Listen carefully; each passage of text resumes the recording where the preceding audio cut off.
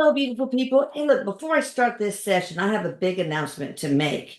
And, the documentary that's been in the works for a long time about my son Eric's life, it's almost finished. But in order to get to that finish line, the director producer Paula Marino needs some help.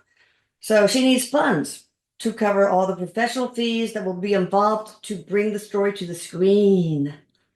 Like a professional story editor, a music composer, a sound mixer, an illustrator, animator, etc., etc. Now, Paula created a crowdfunding page where you can donate whatever you feel comfortable donating. You can also donate by purchasing a 30-minute session with one of our mediums, or by purchasing an item from the Erik merchandise store, like the one I'm wearing. Saving the world, one prank at a time. It's an embroidered image, so it's really nice. So anyway, go visit channelingericdoc.com and take a look at it. This project is very near and dear to my heart. And one of my greatest wishes is to get the story out to more people so we can help more people. And I want you to go and see the trailer that's on the channelingericdoc.com. It's so moving. It's so powerful. It was my first reaction. It was a gut punch. But it says it all. So look at the trailer and let me know what you think. Thank you, guys. Hello, beautiful people. Guess what? We have the beautiful Denise Ramon from Channeling Erik. Her information is going to be on the screen and in the description box. And you know her as a channel, a healer, and so much more. She's on our team, on the Atlantis Scalar team, the team page. So look her up. And we're going to do part 3. Is it part 3 of the AILEEN WUORNOS case? Yes. Serial murder. You guys need to check out part 1 and 2. It was very emotional. Denise did such a fabulous job, and it's just great. She's the one, man. All right, let me read the background on her just in case y'all forget. AILEEN WUORNOS. She was an American serial killer, 1989 to 1990, while engaging in street prostitution along highways in Florida. She shot dead and robbed 7 of her male clients. She was on death row at the Florida Department of Corrections, Broward Correctional Institute for 10 years. WUORNOS then began to practically ask for the process to be hurried. She went to the extent of promising repeated murders if left free, and also appealed to the state of Florida to execute her immediately. So she was executed on October 9th, 2002. Okay. So we'll do part 3. You ready for this, Denise? Oh yeah, yes. And she's here. She's here along with Erik. And we have Erik, my son, that's in the afterlife, and he really is good at helping protect my lovely mediums, from dark energy, and it's a good thing. And he also helps the spirit, in this case Eileen, communicate, etc. Hi, Erik, I love you. He says, hello, Mama. He says, I love you. He says,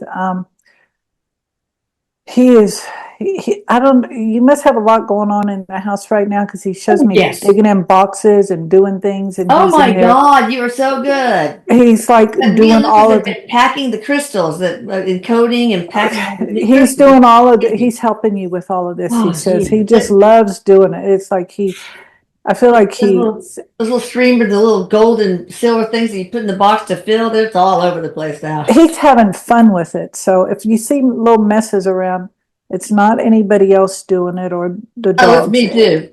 But he says it's him. It's him. He's helping. So he's doing that. All right. On to part 3. Eileen, thank you for coming back. What spiritual lessons can we learn from you, or as your life as Eileen? What can we learn? Don't kill people. Don't I kill? Well, she kind of snickers and goes, well, that would be a good one to start with, she says. But she says there's a lot that has already been learned from this. She says one is, protecting children. She says, and there have been more alerts put on about advocating for children, and she says there needs to be more. And she says also along with animal life, with dogs and cats and stuff, because they all go hand in hand. How you treat one or the other, they kind of resemble one another. Yeah. She They're says, vulnerable and innocent, basically. yes, and she says it's she says pay attention to how people treat people younger than them. She says they're telling you the story about themselves, and you need to not just brush it off that they're a mean person or you don't like them. There's more to it. She says it's about not turning the other, like turning the shoulder or turning the other way. She says there's something to be in that. And she goes, also too, she says,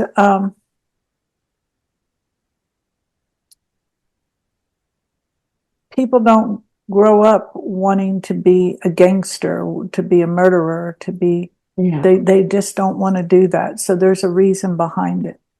And she says, and that's for us to investigate that, people who are in the authority position to investigate what's going on. Yeah, there's a lot of neglect in some households, abuse, abandonment, and that creates self-loathing in the child. And I'm really scared to see these like a 2-year-old coming across the border without parents or anything. The cartel just dropped her off, and she was adorable. And the 10-year-old boy, the same thing. He's I don't have my mommy and daddy here, and oh my God.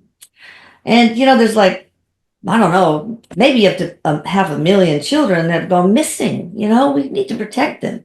I mean, they could have gone to their families that are in the U.S., but a lot of them could be like working at poultry slaughtering places or sex trade, etc. So we need to protect animals and children, right? Absolutely. She said yes. And she goes, one thing she wants to make clear, not everybody who has a lifestyle growing up like she did makes them a criminal, makes them a murderer. She says she really wants that to be known. Not everybody follows her path. It's she says some people are able to pull on their strength or hear that whisper within them, that voice. She says that inner voice is able to hear that more than their head talking to them. And but she says that we do need to pay attention to what's out there, like what's going on. Why is this 3-year-old running around by itself? Like, what's really going on? Instead of saying it's none of my business. I'm sure that you have a difficult childhood. Not everybody turns into a serial killer, but if you have like negative entities or possessions involved, and of course mental illness, neurochemical problems. All right, let's go on. Okay. Was all this a spiritual contract, or did she have, or with her free will, will she change the outcome of her life? I don't know. Was it a soul contract, or did you use free will to do what you did, or both? She said, no, this was not a soul contract. I didn't prearrange all of this, as people think. We didn't prearrange all of this, that I'm going to do this when I get here. What the prearrangement was that I was coming in to help heal some of the patterns that have been going on in my lineage for generations. So that was part of why I chose to come in. She says for her, the path that she went down and stuff, she says that was free will going in, and she says those were my choices, not that they were healthy choices, but those were my choices. Right. What I chose to do. Do you have any remorse for some of the victims? Oh, and she was telling me this earlier that she's still dealing with that. Of course she does, you know. Absolutely. She says she's still working through the thickness of the sadness that she created, you know. For herself and those guys. For everybody. Yeah, She says yeah. for everybody that this affected, she said, you know, she's still working through that. Okay. Yeah. What was it like going through your life review? Or you finished even? Maybe you're not even finished. I don't get that she's 100% finished. I feel like she's still working on that because it's so intertwined, so it's mangled, is what Erik is saying, is so mangled, all of her life, you know, what she had to go through. So picking it apart. But, you know, she says as she gets to visit everything, she gets to feel everything, and why she's feeling everything. I feel like it's her and her team, as she calls it, are deciding on how to heal that part. Yeah. Because there are still many here who are living here on earth, but not only that, it's helping to heal the energy that causes that kind of behavior. Yeah. Wow. So I feel like she's still working on that to a degree. And probably ancestral stuff you have to pick apart too. Yes, very much so. Because she's saying was a lot of there's a lot of sickness within her family, a lot of inappropriate behaviors, just a lot of, and she's saying mental illness, you know, to some degree. And that's what she's helping with. Okay. What sort of help are you getting to reclaim your true energy? I guess you have a team working with you, right? Yes, she says, I feel like Erik says it's like we all have our team, but it is her team. They're helping, guiding, and assist her. She's definitely, she's telling me I'm definitely not alone. I have the support and the love guiding and directing her. And she's telling me it's not as like, okay, now I'm over here on the other side, boom, it's done. She says it's a process. It's not that we go over here now, everything's happy and wonderful. She says we're in the presence and the essence of love, but we still have to heal that part of us that we didn't, and the stuff that we did, as we do here. Except this time it's she knows she's in the constant essence, the presence of love. So she's not wanting to kill herself or kill someone. Okay. She's really wanting to work through it. So, yeah. So are you working on healing situations in your past lives that may be connected? Or do they do that, Erik? If there's a past Erik says there is a connection because it's all connected. So it's like there's some ingredients from previous lifetimes that didn't get completely done. So now they're like connecting the threads is how he's showing me. And so they're working on all of that. And this also has to deal with the ancestral, the generational stuff that she's healing. Yeah, and you know, all your past lives, and they're all happening at once, so they've got to affect your future and present life. How are you fulfilling your life purpose now? I think probably just working on dealing with your energy, but you tell me. Well, she says she's learning, well, you know, she's embracing the love that is coming to her. And when I say embracing, she's allowing it to filter into her. Good. Because she shows me when she was here, there were people she feels that genuinely cared for her, but she could never allow it to come in. She couldn't feel it. Yeah. Yeah. That's called self-loathing, I'm sure. Have you connected with your parents or your brother on the other side? If so, can you share your experience about this? Or have you not? Um, she says with her parents, she has connected with them, and they're also helping to heal all of that. That it's like Erik says, it's like a thread that just keeps growing, and so they're in there helping. It's not her just Okay. doing all of this. They also had their own life reviews, so to speak, is what we call it, where they got to see how, I guess you would say, ego blocked out things where they couldn't hear. And so now they're able to hear, I guess, they hear source, hear their higher self come in. So they're hoping to heal the sickness that's been going on in the family for so long. Now, her brother, she says, of course, she says, we all know when somebody comes over and we all get to see. I don't feel like she hangs out with him. Erik says it's not necessary. It's just not it's not a necessary thing.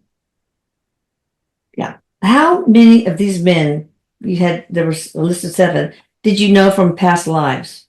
All of them? 2 of them? 4 of them? She said, all but 5, so that would be 2. Okay. But she says too that she knew personally from a previous life. But she says, but somehow or another, energetically, they all knew each other one way or another. Because she's saying it wasn't just that poor, pitiful man who got killed by her. That person, all those people that she killed, she said, had it's almost like the only reason why they matched up was because they're a vibrational match, is what she's showing me.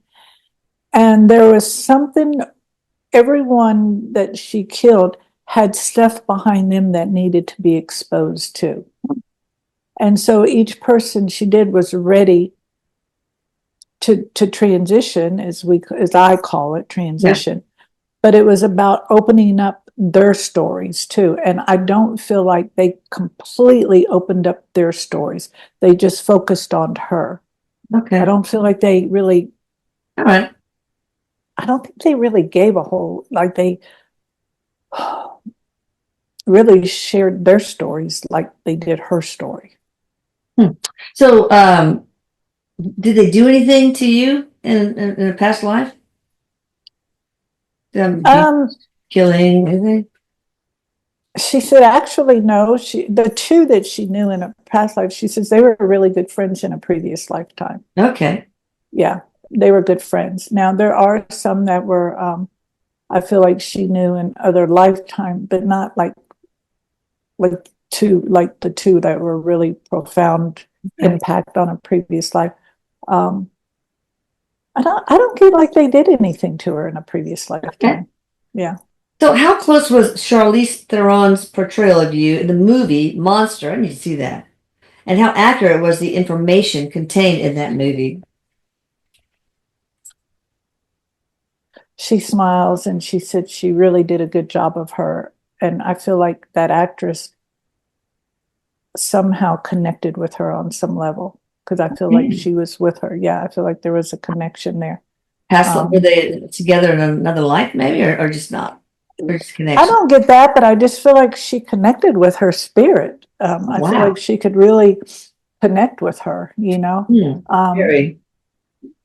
because it wasn't just about her killing. There was more as to what drove her to that. And I feel like whoever played her really read up on her and was able to like jump into her character better because she understood the story better. What did you think about the documentary that was done about your life?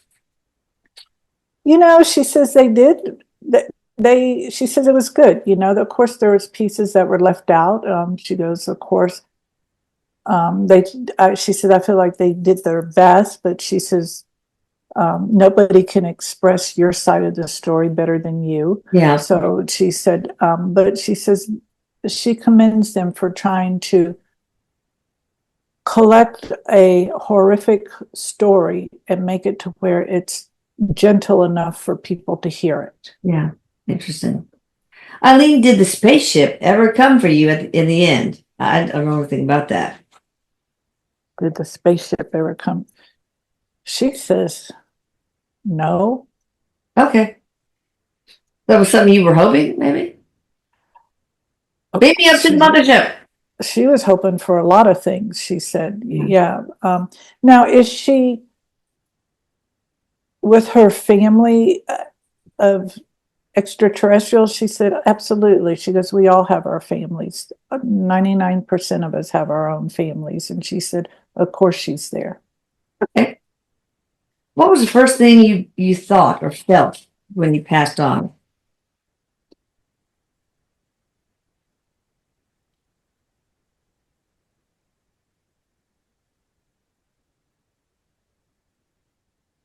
She said she's showing me the lightness of not having the body. She says our bodies, we make them heavier than they need to be. And the weight of it is caused by our thoughts. So if our thoughts are lighter, we feel lighter. But she says the lightness that she felt, and then she's showing me how like the freedom that she had over her thoughts. I don't, in the way she says the freedom, I feel like she never had freedom with her thoughts. There was always, the way she showed me, it's like a circus running around in her head, and just the freedom of her thoughts. Clarity of thought? Yeah, she said it was just the freedom in it. She says it was just very exhilarating. It's like that, she was in awe with that. Okay, Eileen, difficult question to ask you, but are you in heaven or hell? Well, we know there is no hell. Even the Pope said no hell. Everybody's in heaven. Right? Can you validate that, Erik?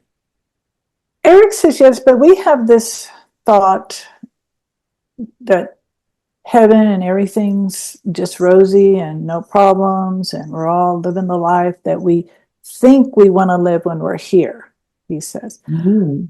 But heaven is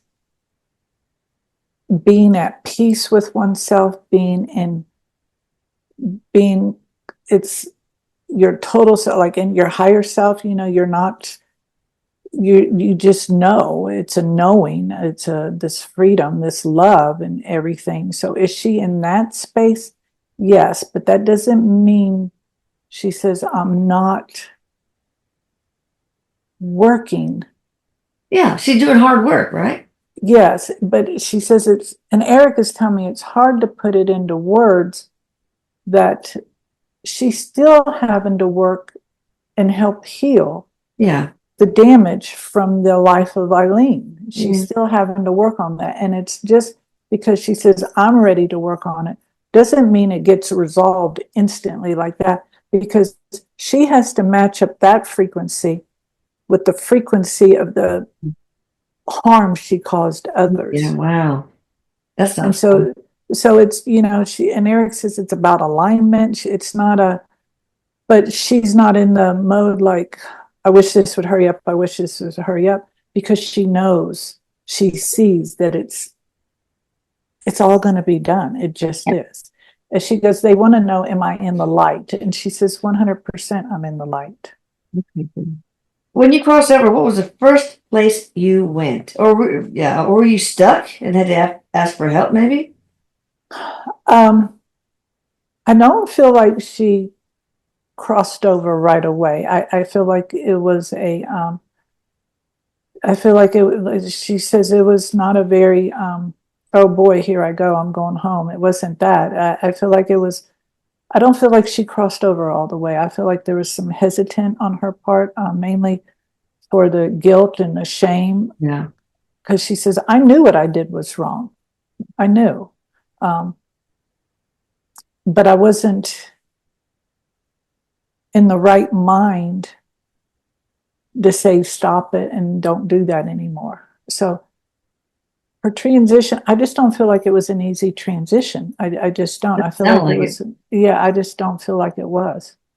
All right. So, did you, when you were stuck in the astral plane or on Earth, wherever, did you visit people or just hang out by in the execution room, or what did you do?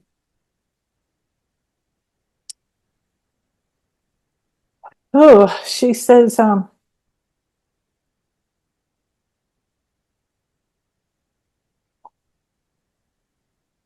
she did hang out in the execution room.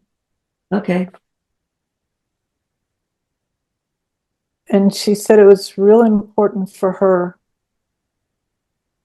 to be there with that.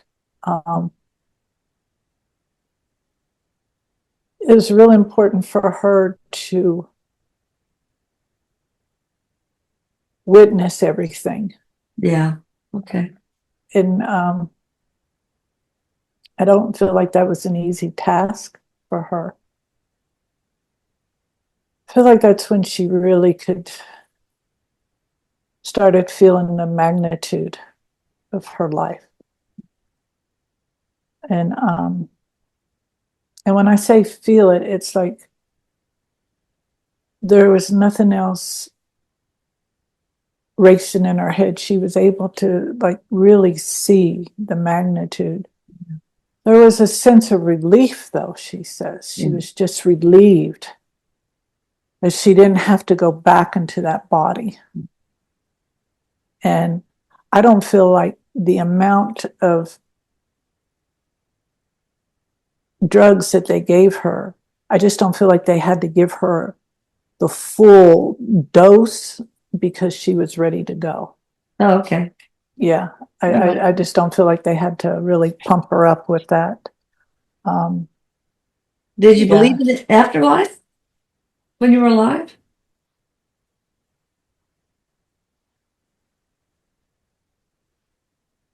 She says no.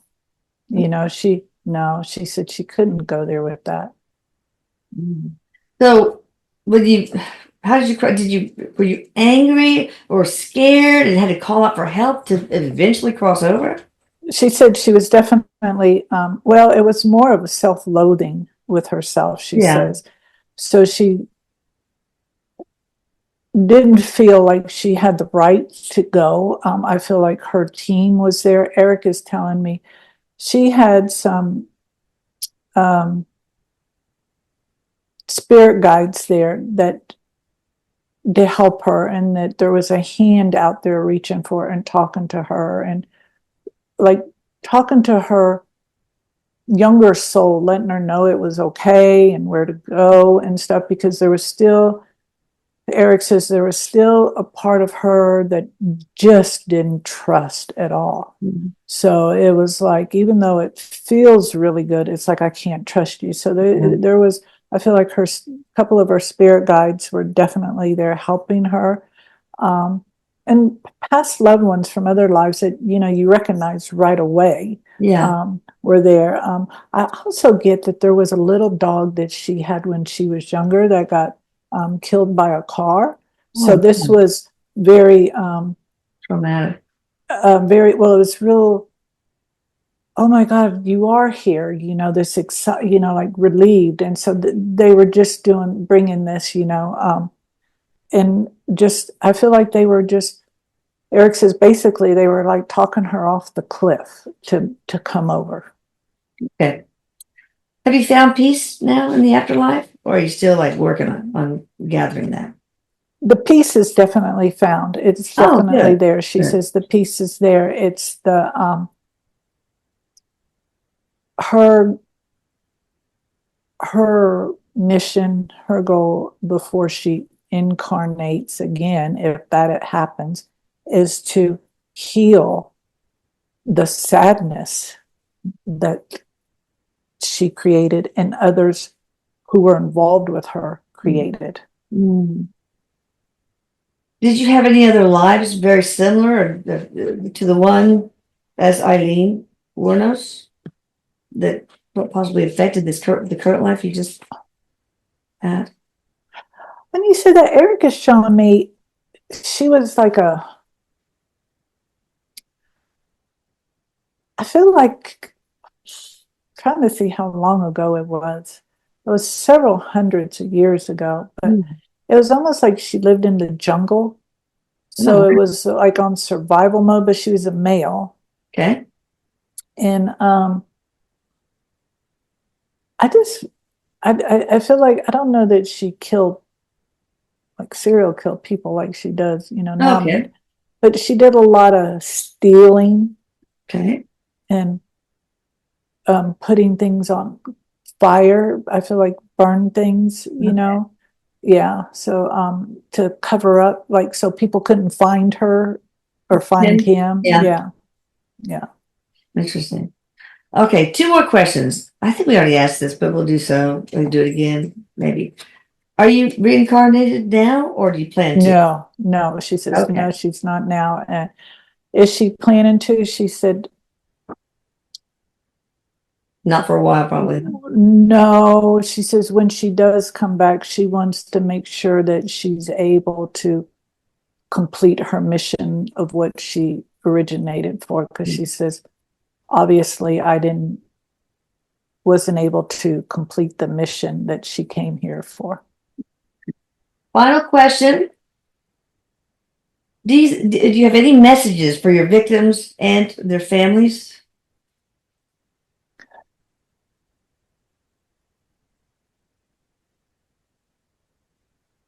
I'm the messenger. So, Yeah, right. This is not coming from Denise. So, yes, they are victims as we see it. But they're not victims because they played a willing role in their behavior, with their behavior. If they were not, because I don't feel like they were the nicest people. I really don't. I feel like there was a lot of sickness in them, like deranged sickness in them. Yeah. I just feel like there was another, like they had double lives, like, but she says they played a role. A planned role, planned in the afterlife? Well, I don't feel like it was so much as planned, like this is what, but it was divinely done how it was done, because with what she did, their stuff got exposed. Yeah. And a lot of people did. So it's like the behaviors or the extracurricular activities. You got shot by a hooker? I didn't know you were doing that. Is it that kind of thing? Yes. And it's like, what drove you to that? It's like, it wasn't like just somebody who said, I need to go have sex. There was more to it than that, because I feel like they were all violent individuals themselves. I don't feel like it was just her being violent. And she's telling me because of their behaviors is what triggered her into getting rid of them. Yeah, killing them. And you said in the other parts that that is an explanation and not an excuse. Correct. Because just violent behavior doesn't mean they deserve to be killed. It doesn't equal. It doesn't. 1 and 1 does not equal 2 in this case, she says. It just doesn't equal it. However, Erik says she wants everyone to know that behind the scenes, there are no victims. The only thing is that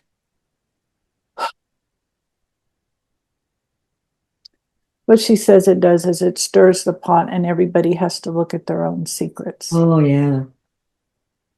It's like sunlight is the best disinfectant. Yes, yes. Yeah, so what, do you have anything to say to their families, wives, children, etc.? If they had any? She says that there's still family members around. She does say she takes total responsibility for her actions and everything. And in saying that, she says,